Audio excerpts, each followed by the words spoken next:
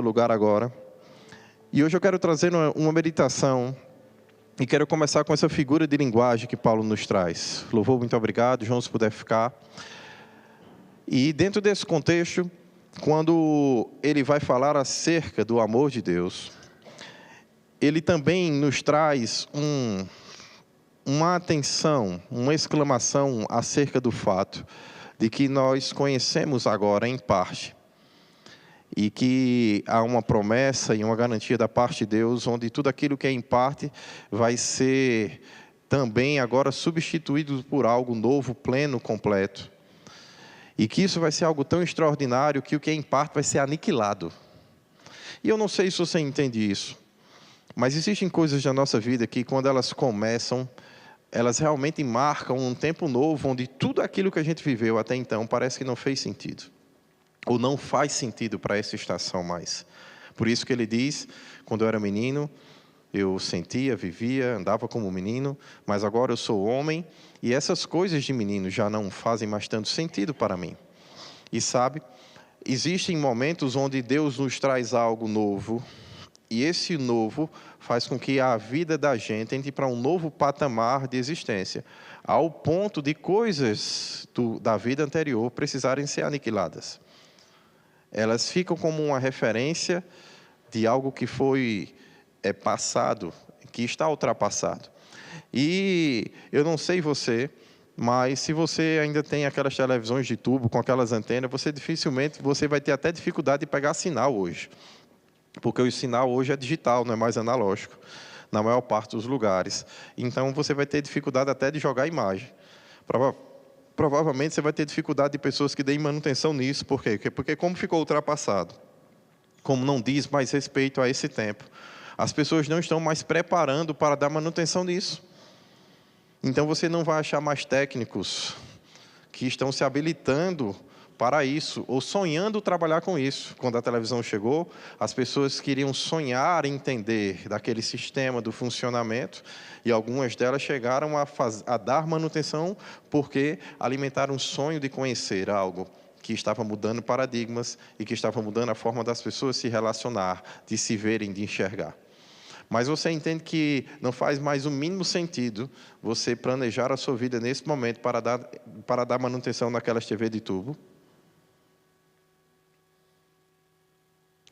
Isso, por mais que tenha sido uma referência de algo bom e necessário para chegar onde nós chegamos, é algo que se você quiser fundamentar os seus dias e viver para isso, você talvez não vai ter tanto sucesso assim, a não ser que você seja uma boa pessoa para trabalhar com antiquário, e aí você vai trabalhar pelo valor do passado, e não por aquilo que está sendo projetado para ser vivido no futuro.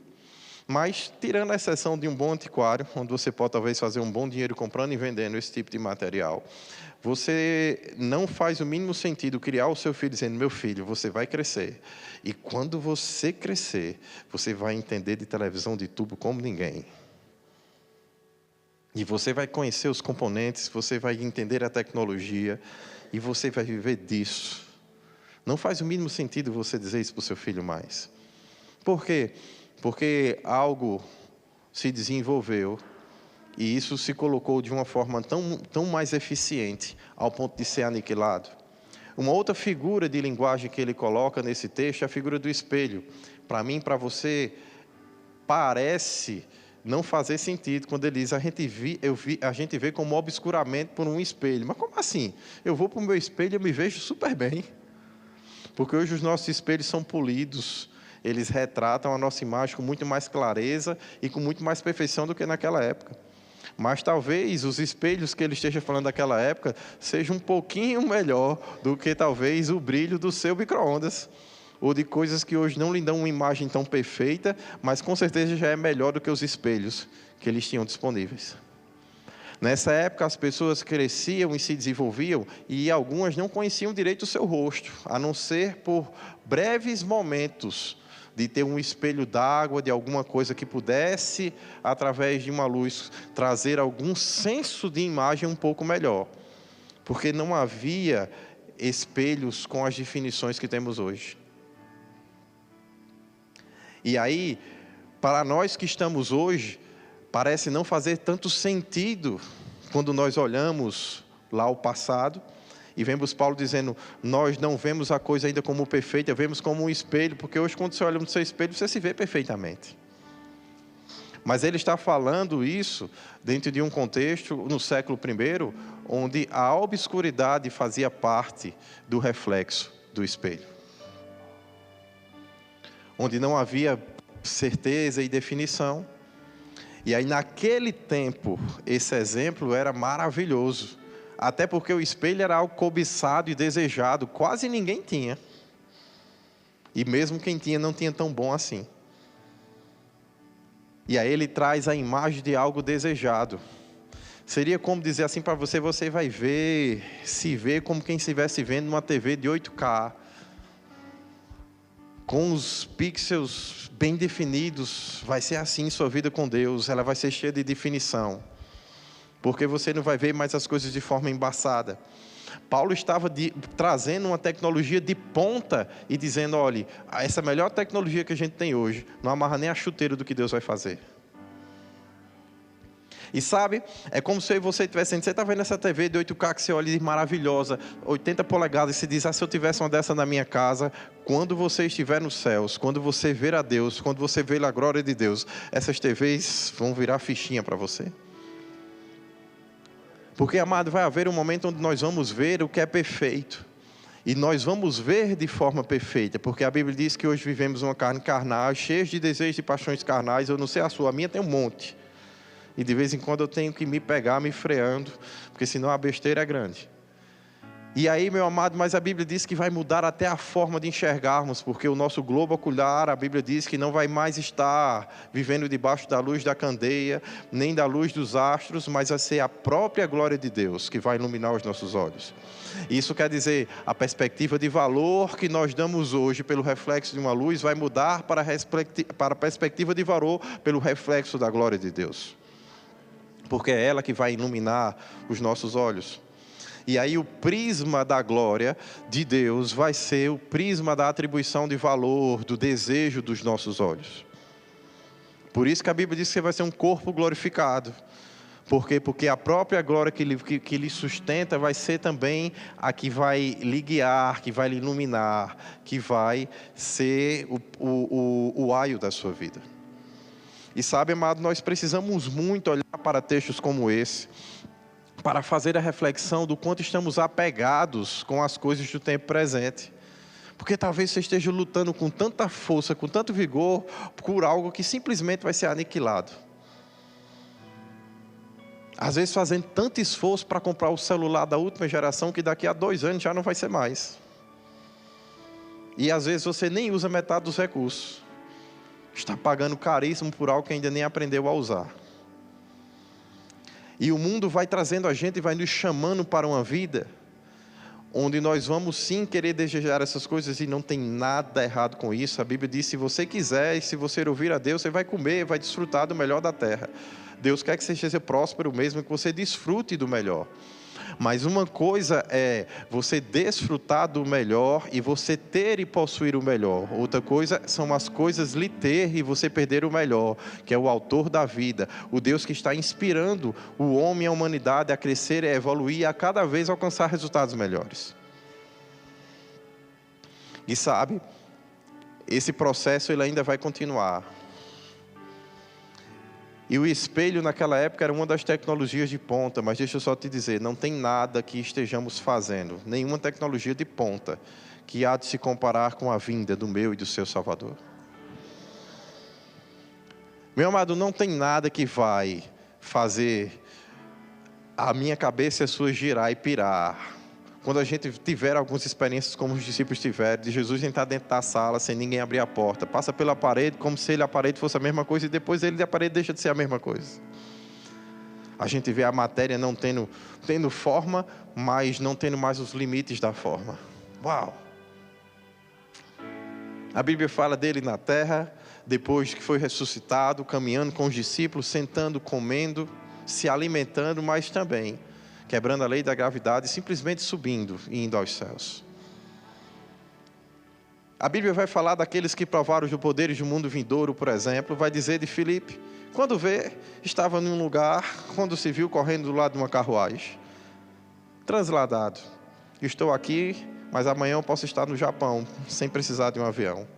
Simplesmente porque a minha matéria deste lugar se manifestou em outro, pelo desígnio e pela vontade de Deus.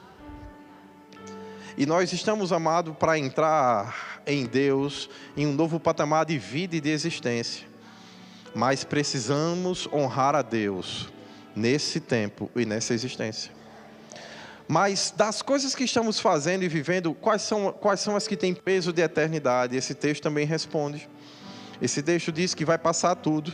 Sabe o jeito bonito de Samir Corá, né? Onde ele se treme, onde ele se lança, onde ele se joga, onde a unção vem. Sabe a voz rouca de Lucas, né? Profetizando e falando da palavra. O jeito bonito do pastor Janduí orar e sair profetizando. A Bíblia diz que isso vai ser aniquilado. Isso vai ser você hoje na sua televisão de 8K, nem querendo lembrar mais de tubo. Isso vai ser dessa forma, amado, por melhor do que estamos vivendo e construindo. Vai chegar um momento que quando Cristo se manifestar em glória diante dos meus e dos seus olhos, quando estivermos com Ele, e agora aquilo que conhecemos em parte, o nosso Salvador, nós o tomamos para nós, para conhecê-lo da forma como nós somos conhecidos por Ele. Quando isso acontecer, nada vai ter tanta importância quanto aquilo que nós vamos viver na segunda vinda de Jesus. Porque, meu amado, se conhecer a Deus e a Cristo agora, dessa forma, onde você escuta a voz do Espírito em seu coração, onde você é guiado pelo Espírito, onde Cristo vem de tempos em tempos e se manifesta em nosso meio, quando 2 ou 3 estão reunidos em seu nome, Ele está no nosso meio, onde algumas pessoas têm o privilégio de ter uma visão acerca dEle, ou do seu reino. Isso tudo já é extremamente animador. Agora imagine quando você deixar de ter uma visão para estar imerso nesse ambiente, para estar imerso nessa vida, nesse projeto que Deus tem para mim e para você. E sabe, amado, Deus nos colocou referências de coisas que precisam ser guardadas para poder entrar nesse projeto. E aí a Bíblia vai dizer que permanecerão 3 coisas. Isso não vai ser aniquilado: a fé, a esperança e o amor. E coloca o amor como o maior deles. E sabe, nós somos uma igreja que nós nos denominamos como a igreja da palavra, da fé. Olha que coisa bonita. Então, dentro das coisas que a eternidade tem reservada para mim, para você, nós decidimos guardar uma palavra que nos aponta para a eternidade, a palavra da fé. E sabe, a Bíblia diz que a fé é a certeza das coisas que se esperam, mas também a convicção dos fatos que nós não vemos. A fé nos coloca dentro de uma posição onde a Bíblia vai dizer, por exemplo, acerca da esperança que anda ali junto da fé. A Bíblia diz: Abraão, ele pegou e começou a construir uma esperança para lutar contra a esperança que ele tinha. O que ele esperava era: eu não vou ser pai, eu não vou ter filhos, mas aí ele tem uma palavra de Deus e uma promessa, e ele se torna agora o pai da fé. Abraão, por quê? Porque Abraão soube como trabalhar as esperanças. Porque ele soube como olhar e dizer: olha, o mundo fala isso, as pessoas dizem isso, a esperança é que vai ser um desastre, a esperança é que não vai dar certo, a esperança é que não vai fluir. Existem pessoas que estão profetizando coisas terríveis acerca da minha vida, que não acreditam em mim, não acreditam no meu ministério, não acreditam no meu chamado, mas olha, eu posso construir com Deus uma esperança contrária a todas essas esperanças. Não para vencer as pessoas, mas para vencer os meus limites. Porque às vezes as pessoas estão olhando só para uma foto daquilo que as minhas misérias estão produzindo. Mas com Deus nós não vivemos uma foto, nós vivemos um filme. E daquele momento, daquelas misérias, nós somos resgatados. A Bíblia diz: somos resgatados do império das trevas para o reino do Filho do seu amor. E nesse resgate nós somos cuidados, nesses resgates nós somos tratados, nesse resgate nós somos corrigidos. Somos aperfeiçoados nele. Nesse resgate nós seguimos santificação porque queremos ver a Deus. Nesse resgate nós temos paciência, porque sabemos que é degrau após degrau, é glória em glória. Então, as coisas não saem de um lugar de bagunça, de caos para a perfeição, só porque você decidiu viver a perfeição, não. Existe um processo que precisa ser vivido.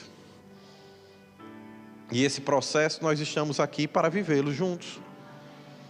Sabendo que é necessário em alguns momentos construir uma esperança nova acerca das expectativas que as pessoas têm lançado sobre nós. Das expectativas que nós temos lançado sobre a nossa vida. Porque às vezes o maior limitador para as expectativas do que você pode ou não pode fazer é a sua própria mente. Esses dias um dos funcionários meus veio conversar, nós devemos mudar de endereço lá na empresa, e talvez ele não vá para participar dessa mudança, ele está ainda decidindo acerca disso, e eu disse para ele, cara, como eu não pude te ajudar? Eu cheguei para ele e disse, eu pago tua habilitação, eu pago o teu curso, você é um dos funcionários mais antigos aqui dentro, deixa eu te ajudar a crescer, para você ter um salário melhor, esse tipo de coisa. Mas ele estava tão chateado, porque ele estava se separando, que ele disse, eu não vou fazer nada disso, porque eu não vou pagar uma pensão maior. E aí a própria mente dele travou ele de receber os benefícios que estavam sendo propostos, porque ele estava pensando no que ele teria que pagar, e não naquilo que ele iria como pessoa crescer e desenvolver. Mas a mente da gente, ela é muitas vezes tão facilmente manipulada por Satanás, que nós não temos a esperança correta. Ele poderia também ter dito, realmente eu agora preciso disso, porque agora eu vou ter uma pensão para pagar, então quanto mais eu ganhar, menos sacrificial vai ser pagar a pensão para minha esposa e para minhas filhas. Mas a Bíblia fala que muitas vezes é necessário sim lutar para construir uma esperança diferente. E essa luta muitas vezes vai começar dentro de mim e de você, para que haja um posicionamento de uma vida com fé. Porque, meu amado, sem fé é impossível agradar ao nosso Deus. Você pode ir lá para Hebreus capítulo 11, no versículo 6, a Bíblia vai dizer assim: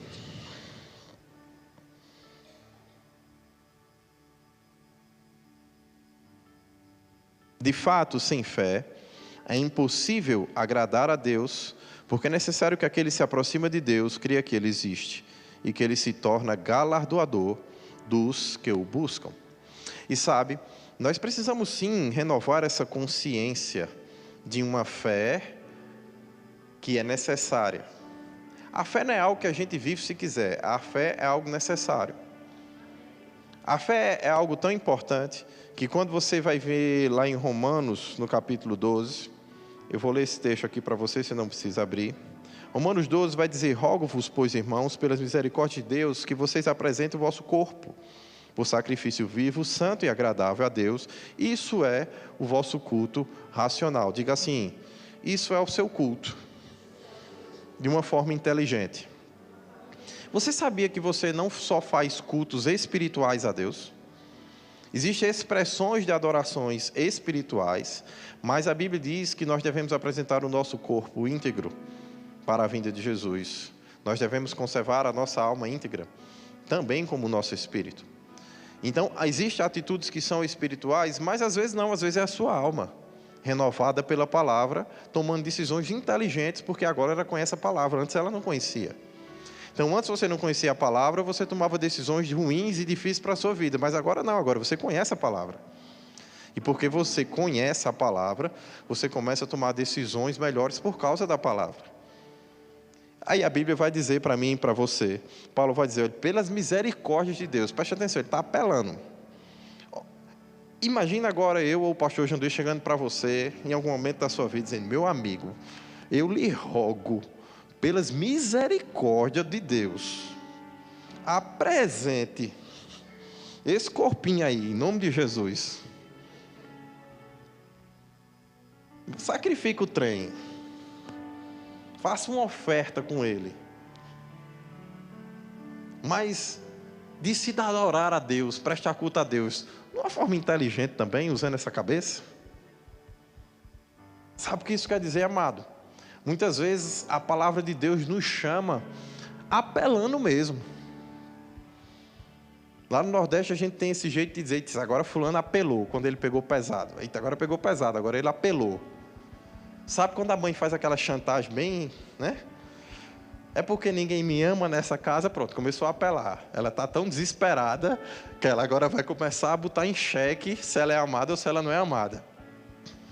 Paulo agora ele entra num desespero santo para dizer, gente, está faltando racionalidade na hora de fazer a adoração, o culto.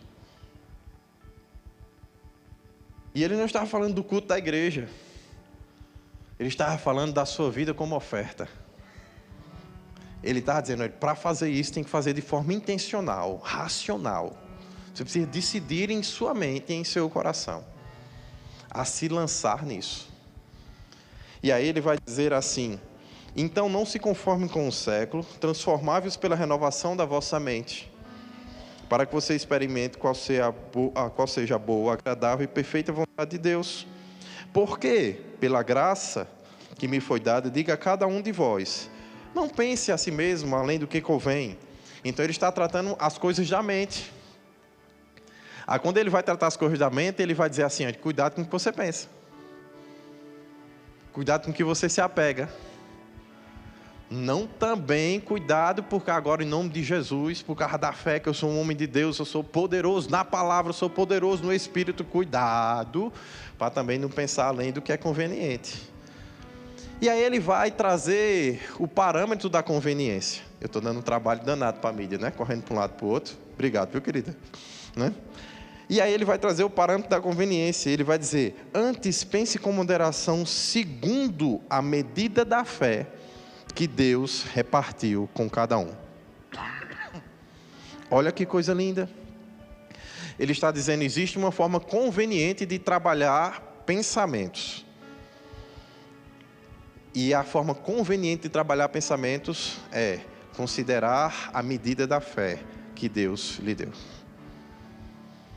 Você considerar a forma e o relacionamento, a intensidade da confiança que você tem e você é para Deus. Porque quando você diz, o justo viverá pela sua fé, a Bíblia vai dizer, e se ele retroceder na sua alma, atrofiar em seus sentimentos, a minha alma não terá prazer nele.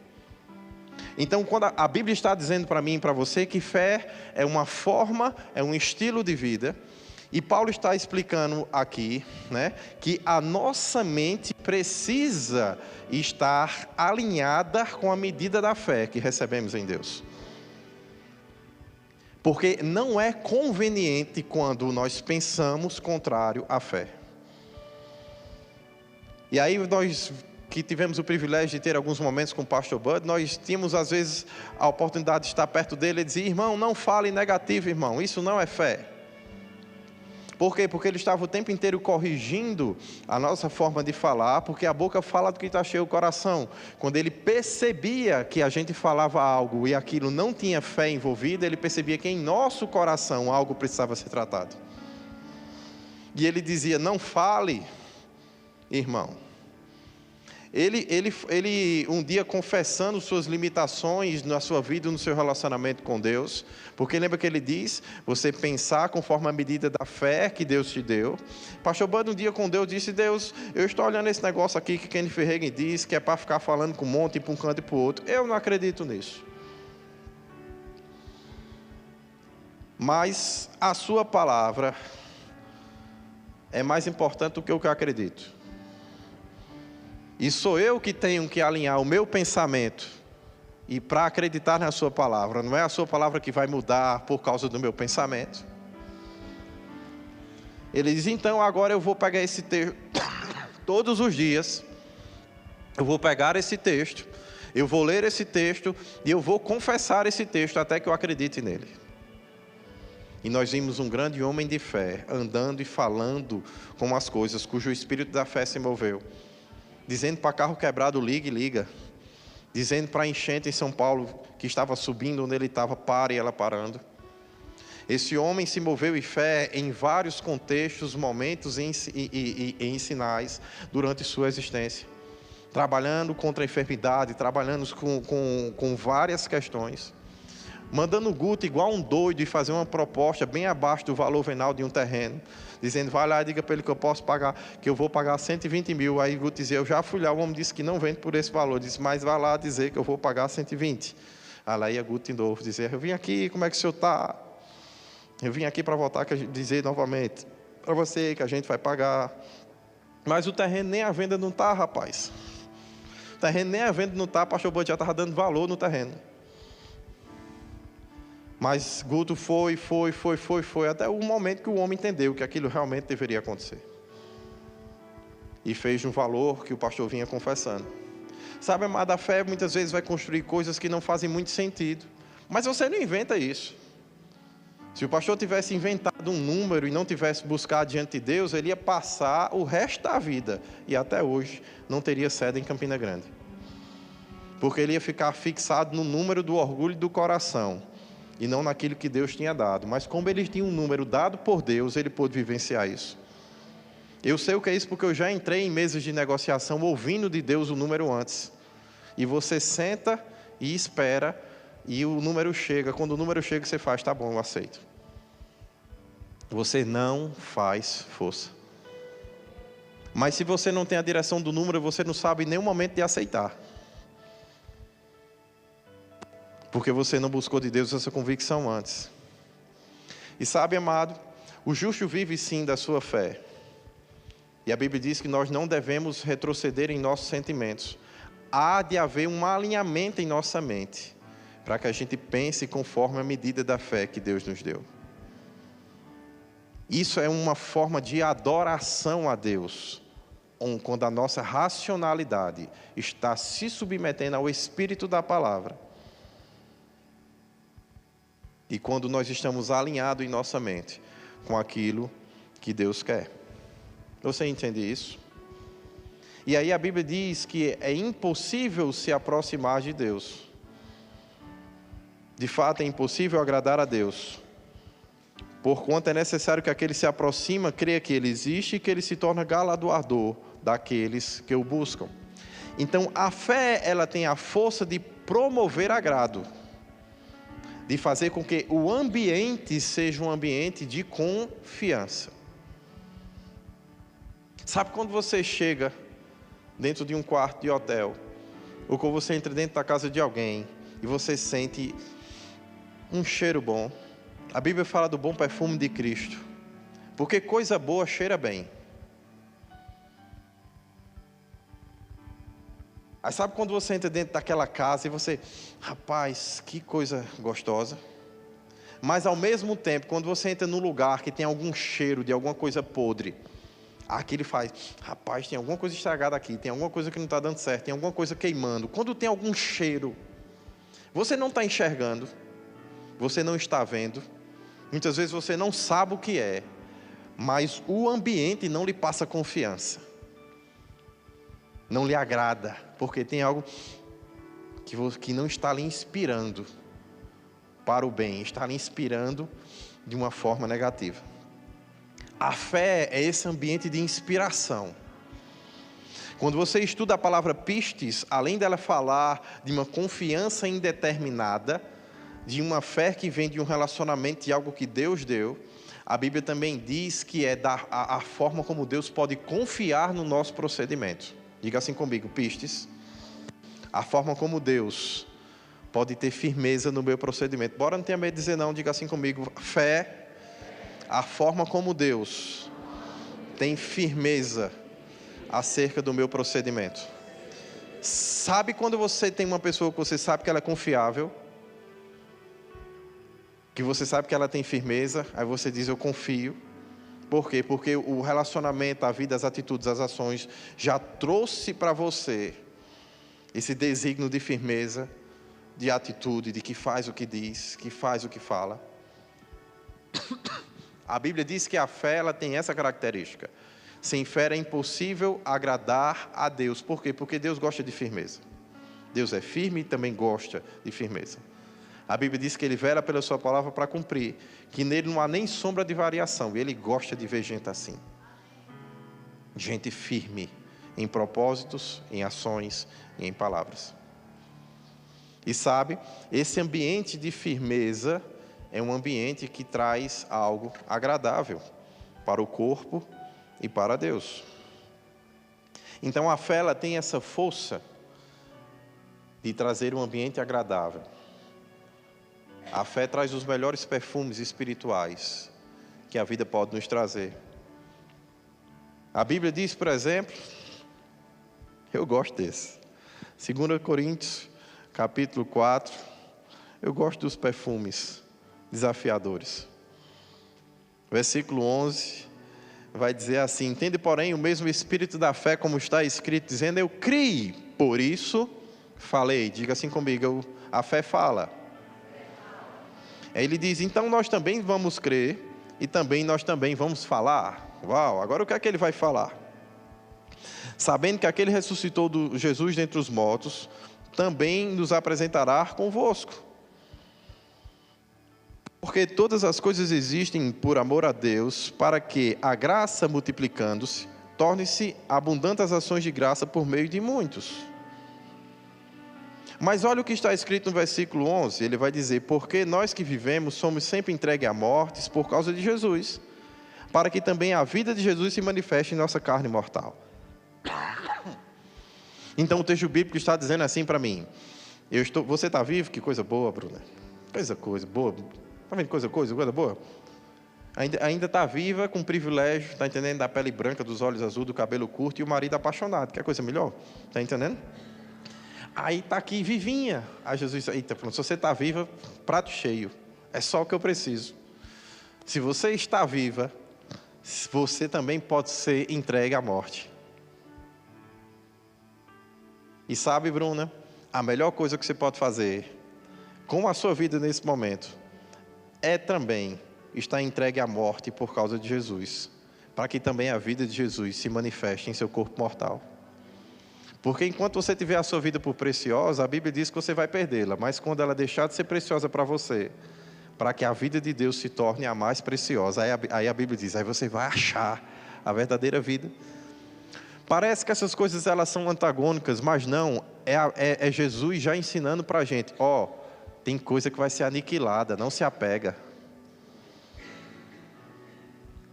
Esse corpinho, essa vida, vai ser aniquilado, não se apega.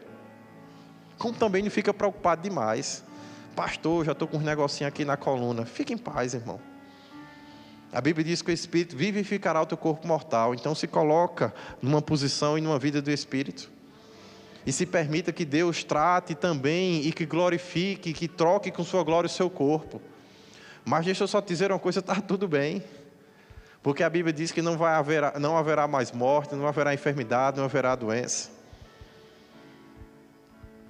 Se você puder viver aqui sempre como um jovem cheio de vigor, tudo bem. Mas se seus dias chegarem, a velhice chegar e os efeitos dela também, que bom que você chegou. Que bom que você viveu. Que bom que você ainda está aqui com toda a experiência e toda a bagagem para falar conosco. Mas fica tranquilo, tudo vai ser renovado. Vai vir uma carcaça nova, 0 quilômetro. Muito melhor do que essa. Não se apega tanto. Não fica tão apegado a essa vida que você não perceba Cristo se movendo e fazendo através das pessoas. E aí ele vai dizer, porque se nós vivemos, somos entregues à morte por causa de Jesus mesmo, para que a vida dele se manifeste na nossa carne mortal. Aí ele está dizendo, eu criei, por isso eu falei, este é o Espírito da fé. O Espírito da fé, meu amado, ele vai sempre acompanhar o sacrifício. Porque a fé é a certeza das coisas que se espera, é convicção do que você não vê. Fé é coisa de quem é arrochado, de quem está disposto a sacrificar para que aquilo que não é visto se manifeste. Fé não é o negócio do cara da redinha que quer que fique pronto para depois ir não. Já está pronto, quando estiver pronto me chama que eu vou. Sabe como é que é fé? Fé é assim, rapaz, um amigo seu, como meu primo teve o privilégio, graças a Deus, entrou na casa própria. Aí ele está mudando, a fé é o que diz, rapaz, eu estou com você, o que é que eu posso fazer, o que eu posso ajudar? Começou a mudança, está precisando de alguma coisa, quer que eu vá aí, vou aí botar a TV com você, esse tipo de situação. Isso é fé. Os que precisa ver, e aí, já está pronto, quando é que a gente faz o primeiro jantar? Você quer ir para o jantar, depois que está tudo pronto. Não quer estar lá botando os parafusos na parede. Não quer estar lá arrastando o sofá. Mas a fé e o sacrifício sempre andam juntos. A Bíblia diz, eu criei, por isso falei. Mas é o mesmo texto que também vai dizer, olha, porque quando a morte opera em mim, começa a vida a operar na vida de outras pessoas. Aí a glória de Deus que estava sobre a minha vida, sobre a minha existência, agora esse mesmo Deus também vai começar com as ações de graça. Porque a graça se manifesta salvadora a todos os homens. Agora as ações da graça de Deus vai também fazer com que a glória de Deus toque a vida de várias pessoas. Mas a fé está antes de tudo isso, a fé está na loucura. Onde não tem forma, está tudo bagunçado, mas eu sou o cara que leva o sofá, eu sou o cara que abre o sofá, que organiza todas as coisas. O pó está comendo solto, levantando, você está espirrando, nariz escorrendo, mas eu estou aqui com você. A fé tem essa força de sacrifício. A fé tem essa força de pegar junto, independente de... Porque é uma questão que você precisa confiar em mim. E eu estou aqui também porque confio em você. A fé é relação de confiança. E quem confia, constrói experiências, independente de qualquer coisa. Principalmente quando a fé está baseada no amor. O texto de Gálatas capítulo 5, versículo 6, vai dizer que a fé, ela opera, ela atua pelo amor. A atuação da fé precisa de uma medida de amor, porque amor é um negócio mais louco que existe. A Bíblia diz, porque Deus amou o mundo de tal maneira que deu seu filho. É um negócio de doido. Eu amo de forma desesperada e eu vou dar. Eu vou fazer, eu vou realizar. A Bíblia diz, o amor de Deus constrange. Olha, um morreu, aí veio todo mundo atrás dele, na desgraça. Mas agora muito mais, porque um decidiu fazer do jeito certo. Os outros que nem estão fazendo certo vão ser ajudados. E vão ser beneficiados, porque alguém decidiu ser perfeito. Cristo. E aí, o amor traz essa força do sacrifício. E o sacrifício, ele muda o ambiente.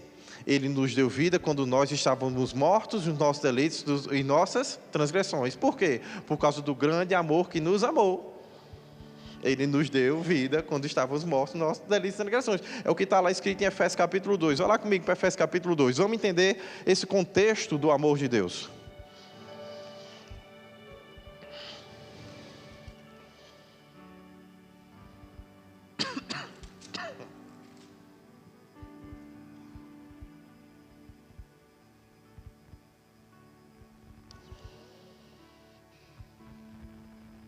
No versículo 1 vai dizer, ele nos deu vida, estando vós mortos, os vossos delitos e transgressões, nos quais andaste outrora, segundo o curso desse mundo, segundo o príncipe da potestade do ar, o espírito que agora atua sobre os filhos da desobediência. É o que a Bíblia está dizendo.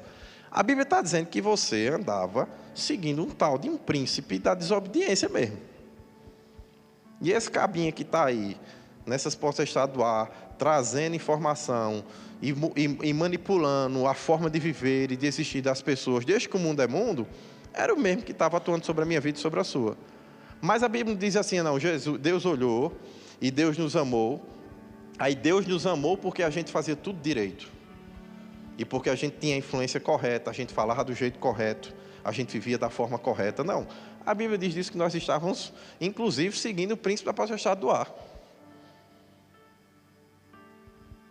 E sabe, amado, eu gosto de pensar nisso.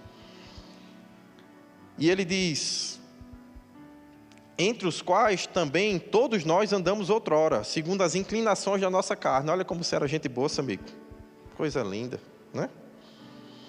Olha como Samir era gente boa, né? As inclinações da carne, fazendo a vontade da carne, dos pensamentos. E ele ainda era, por natureza, filho da ira. Ai, misericórdia, como é que eu sou teu amigo? Como também os demais. Eita, eu sou amigo dele porque eu era do mesmo jeito. Vamos lá, agora eu entendi. Mas Deus, sendo rico em misericórdia, por causa do grande amor com que nos amou, e estando nós mortos nos nossos deslitos, nos deu vida juntamente com Cristo. Pela graça sois salvos, juntamente com Ele nos fez ressuscitar e assentar nos lugares celestiais. Agora eu sei porque eu gosto dele, porque ele foi para outro lugar. Vamos lá. Em Cristo Jesus, para mostrar nos séculos vindouros a suprema riqueza da sua glória, graça e bondade para conosco, em Cristo Jesus.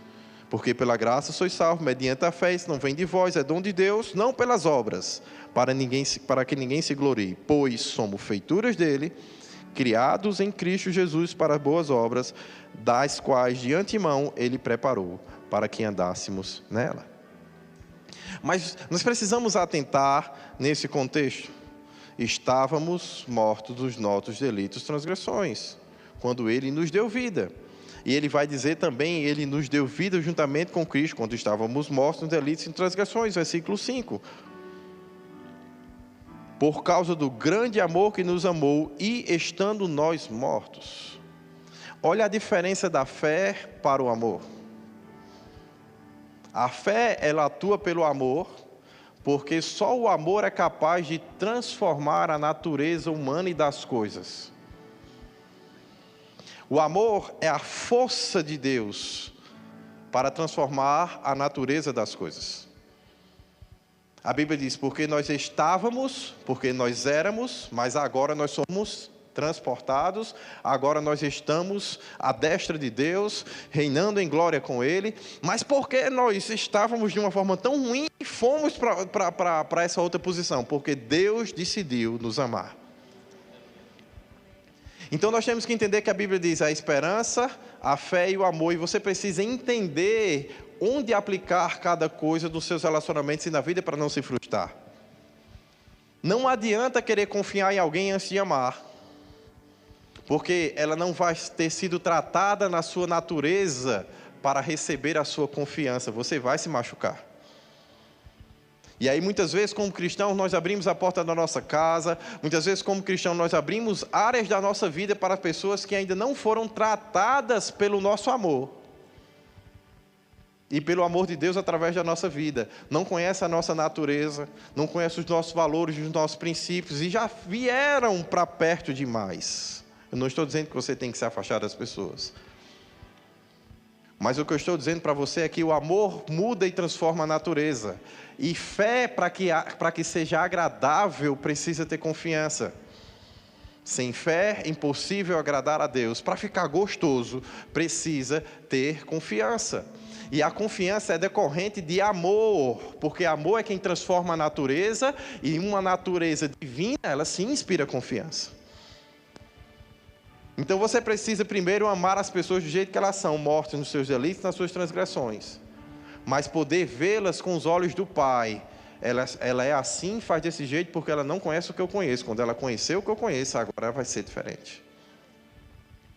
Quando o amor de Deus for derramado no coração dela, junto ao amor também vai vir uma medida de fé. Aí eu vou poder confiar. Aí eu vou poder me posicionar de uma forma diferente em meu relacionamento. Eu vou me agradar dos resultados daquilo que a gente vai fazer junto.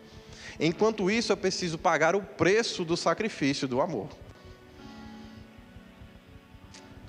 Porque o Espírito da fé, ele crê, por isso ele fala. E a morte precisa operar em mim para que a vida possa operar na vida de outras pessoas. Como? Sacrifícios de amor vão construir o ambiente para que a fé que eu falo atue. A força do amor de Deus em meu coração, movendo a minha vida através dos atos divinos, vai fazer com que seja possível para aquele que escute a mensagem do Evangelho através da minha vida, possa ser transportado desse império para viver no reino do Filho do seu amor. E aí nesse reino, a Bíblia vai colocar que existe uma relação de confiança, de fé, que agrada a Deus. O problema é que às vezes estamos querendo construir sem o firme fundamento. E nós precisamos entender que é necessário sim ter um firme fundamento. A Bíblia diz, quando você for construir a sua casa, tenha certeza que você está construindo sobre uma rocha. Porque virão os ventos e ela não vai se abalar. Mas se você fizer sobre a areia, quando os intempéries da vida vier, o alicerce não vai sustentar. Sabe o que isso quer dizer, meu amado? Talvez, antes de trazer alguém para a fé que você tem, você precise levar o bolo, servir o chá. Às vezes você precisa lavar o carro da pessoa. Você precisa olhar para ela e dizer: rapaz, sua vida, não parar para ela, rapaz, como sua vida está uma bagunça. Olha o seu carro, como está sujo. Não, você tem que dizer: rapaz, me presta seu carro. Eu preciso resolver um problema ali para mim. Você pode? Posso. Aí você volta com o carro limpo e o tanque cheio. Por quê? Porque as sementes de amor que você planta vão começar a amontoar brasas vivas sobre a cabeça daquela pessoa. Porque a Bíblia diz que o amor de Deus constrange. E aí ela vai começar a ver o sacrifício que você está fazendo em favor dela. Não vai entender o porquê. Você vai ficar bem caladinho acerca do porquê. Segura. No primeiro momento. Vai chegar o momento e o dia que, quando você se abrir, ela já vai estar pronta para Deus e o Evangelho. Porque a esperança dela vai ter sido renovada quando ela for tocada pelo amor de Deus em suas mãos. Porque vai haver confiança para quando você estender a mão, ela dizer: não, nessa mão posso pegar. Porque do outro lado há firmeza, há alguém confiável. E sabe, amado, nós ainda não sabemos tudo. Nós não conhecemos tudo. Nós conhecemos em parte, da outra a gente está profetizando. A gente está meio que tateando, tentando conhecer e entender e se envolver com o reino de Deus. Mas existe no meio de todas essas dúvidas, de todas essas coisas que talvez nós não tenhamos tanta certeza, existe algo que temos toda a certeza. A fé opera quando você anda em amor. E o amor de Deus é algo tão forte que transformou a sua natureza e que transforma os ambientes falidos em algo produtivo para o seu reino. A esperança, ela pode ser a pior, mas ela sempre poderá ser renovada por uma nova esperança que nasce no coração de alguém que tem fé. Mas todo homem e mulher de fé é um homem e uma mulher de sacrifício. E você é aquele que vai desfrutar sim das promessas de Deus, que diz que você vai morar em grandes casas, em grandes cidades, coisas que você nem construiu. Mas não seja essa a desculpa para que no dia da mudança do seu amigo, você não esteja lá com as suas mãos junto da dele, ajudando a limpar e a organizar todas as coisas. Porque quem tem fé também tem sacrifício. Quem tem fé sabe que quando eu me desgasto, algo está acontecendo em favor de alguém, para que a vida de Deus possa se manifestar. Quem tem fé sabe que as coisas espirituais funcionam e existem. Mas quem tem fé sabe que a nossa razão, os nossos pensamentos, precisam estar alinhados com essa vida espiritual. Então, da mesma forma que nós não entendemos, existe muita coisa que nós entendemos que precisa ser feita e nós não vamos negligenciar elas. Porque não é porque em parte nós conhecemos que nós não conhecemos nada. E eu te digo, a Bíblia diz que tudo que diz respeito à vida e à piedade já nos foi dado através do Espírito Santo. Então isso quer dizer, tudo o que você precisava conhecer está disponível. Tudo o que você precisa saber está disponível. Mas como Deus é infinito em sua sabedoria e em seu poder, não vai ser na sua existência de 120 anos nesse lugar que vai fazer você compreender tudo acerca dele e da vida. Mas dá para começar algo massa agora. Dá para fazer grandes coisas com ele. Dá para ver pessoas e situações mudando de uma forma tão linda que vai valer a pena os seus dias aqui sobre a terra. Não precisa ser complexo, mas precisa ser verdadeiro e íntegro diante de Deus.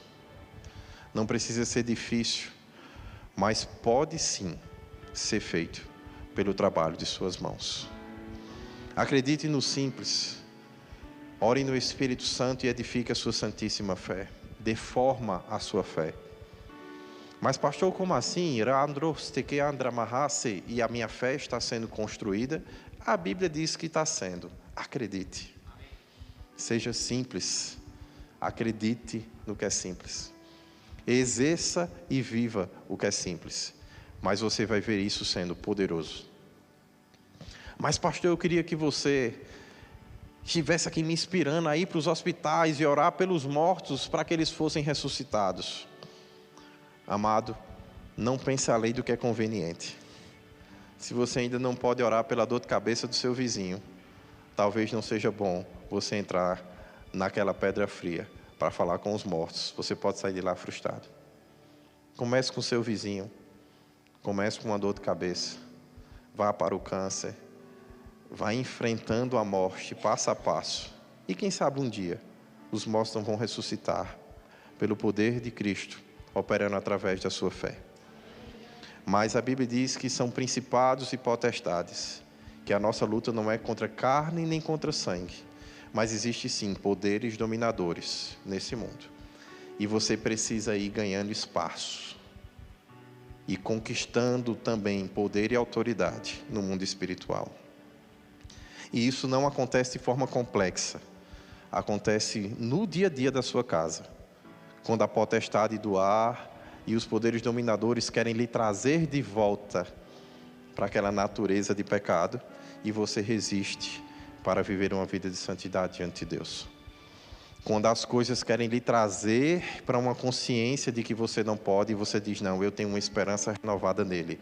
Eu tudo posso, porque Cristo me fortalece. Sabe, amado, eu não estou aqui para trazer para você um discurso de grandes coisas, mas eu quero te mostrar algo muito simples. Foi uma nuvem do tamanho da mão de um homem que fez com que Elias tivesse a convicção para correr sabendo, a chuva vem pesada, porque Deus está me dizendo. Não fica tão focado no tamanho dos sinais, fica focado em acreditar no tamanho do teu Deus.